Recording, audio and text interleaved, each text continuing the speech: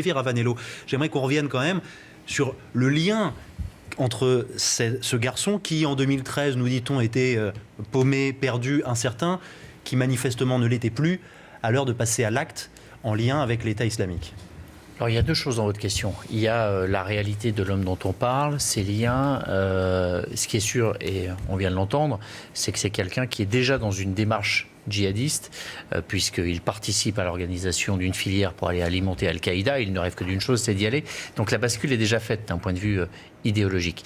On s'aperçoit, lorsque on lit ce que publie notre confrère David Thompson sur ce qui a été posté sur la page Facebook durant la nuit, le dernier message. Oui, précision qu'il s'est filmé envoyé, pendant qu'il était en train de passer à l'acte. C'est ça, il s'est filmé sur les lieux de son assassinat et il a enregistré une vidéo dans laquelle il dit notamment qu'il a été en lien et qu'il répond à l'appel du cheikh Adnani. Alors, qui est ce cheikh Adnani? Pour bien comprendre, on a peut-être sa photo ou certaines de ses images, puisque c'est quelqu'un qui est parfaitement connu.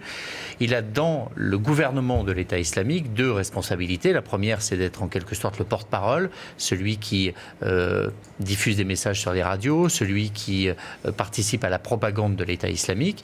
Et puis, c'est celui aussi qui a la main haute sur toutes les opérations extérieures, c'est-à-dire l'activation de ce que l'État islamique appelle les combattants du califat. C'est une sorte de légion étrangère, ces combattants du califat qui ont pour mission à l'étranger de mener des opérations lorsqu'ils sont sollicités. Donc on voit bien à la fois par la référence à cet homme, par la rapidité de la contre-revendication de la part de l'État islamique, qui a un lien organique avec l'État islamique et qu'il est intégré dans une filière, qu'il est intégré dans un réseau et qu'il n'a pas agi de son propre chef. Ensuite, sur ce que vous disiez, c'était un garçon perdu, je crois profondément qu'il y a dans notre pays une erreur de perception sur ce que sont les djihadistes.